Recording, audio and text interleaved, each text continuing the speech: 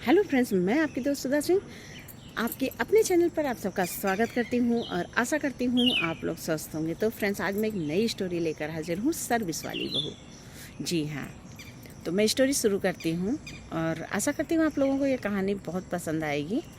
टिंग टोंग, दरवाजे पर घंटी बजती है। बहू देखना कौन है, सोफे पर लेट कर टीवी देख रहे ससुर ने कहा।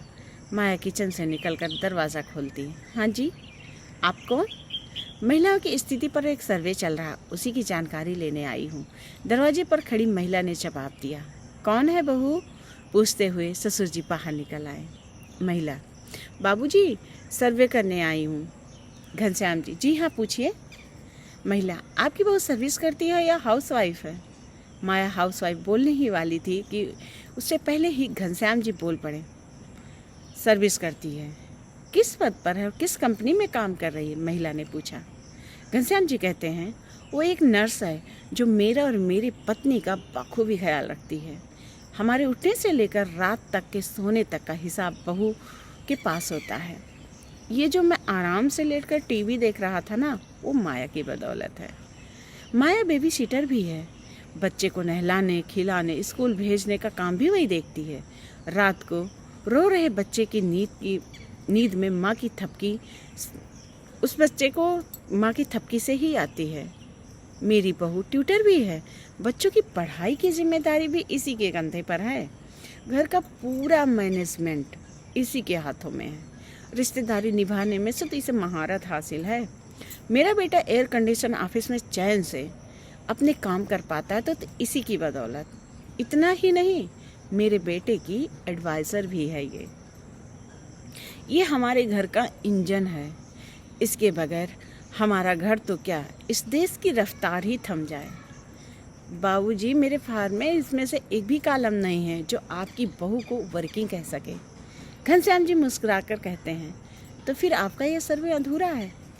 महिला कहती है, लेकिन बाबूजी, इससे इनकम तो नहीं होती ना। घनश्याम जी कहते हैं, अब आपको मैं क्या समझाऊं। इस देश की कोई भी कंपनी ऐसी बहुओं को वो सम्मान और सैलरी नहीं दे पाएगी। बड़ी शान से वो कहते हैं कि मेरी हार्ड वर्किंग बहू का इनकम हमारे घर की एक मुस्कुराहट है। तो ये कहानी योगाचार्य हरिओम शास्त्री जी ने लिखा था।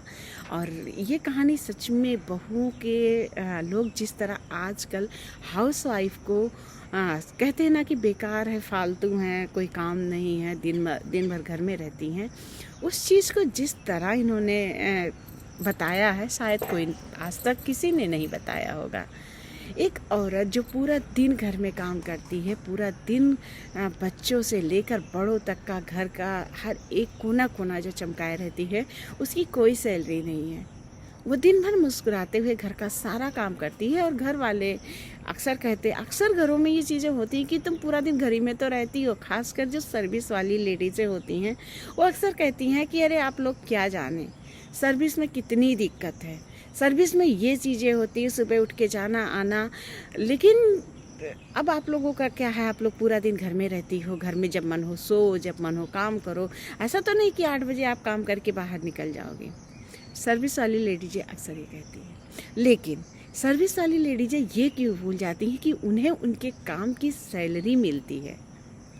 अगर वो सुबह 7 बजे जाती हैं कहीं पर भी, तो सुबह 7 बजे से 12 बजे या 1 बजे या शाम के 6 बजे तक अगर वो काम कर रही हैं, तो उन्हें उनकी काम का मेहनताना मिलता है, उन्हें उनकी सैलरी मिलती है।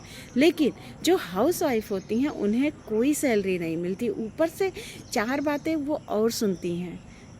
कोई भी होता है जहाँ पर जितनी रिस्पेक्ट एक सर्विस वाली बहू की होती है, उतनी रिस्पेक्ट एक हाउस वाइफ की कभी नहीं होती है। लोग हाउस वाइफ को बस सोचते हैं कि हाँ, इसने लाइफ में कुछ नहीं किया, ये हमेशा जो है घर में रही है, या इन्हें बाहर की दुनिया के बारे में नहीं पता, इन्हें पढ़ाई लिखाई जैसी चीज़ों के बारे में नहीं पता। अक्सर लोगों की ये थिंक्स होती है हाउस वाइफ के बारे में। लेकिन हाउसवाइफ सचमुच एक डॉक्टर, नर्स, मतलब हर एक पद का काम करती है घर में। ट्यूशन टीचर, बेबी सीटर, हर चीज़ का काम करती है। उसके काम का कोई मोल नहीं है। अगर लोग उसके काम को ऐसे बोलते हैं तो ऐसे लोगों से तो बस मैं यही कहना चाहती हूँ कि कभी आप लोग भी जब जॉब करते हो तो आप लोगों को अगर महीने भर 15 दिन की छुट्टी मिलती है, आप 15 दिन में घर में रहते रहते ऊब जाते हो। तो आप सोचिए, एक हाउसवाइफ साल के 12 महीने घर में रहती है, अपनी पूरी ज़िंदगी घर में देती है, लेकिन वो कभी ऊबती नहीं अपने घर से। तो फ्रेंड्स, अगर ये कहानी आपको पसंद आती है तो please like comment and share कीजिएगा, उस कहानी को ढेर सारा प्यार दीजिएगा। तो फिर मैं मिलती हूँ नई कहानी के साथ, एक नए जोश के साथ। तब तक के लिए बाय।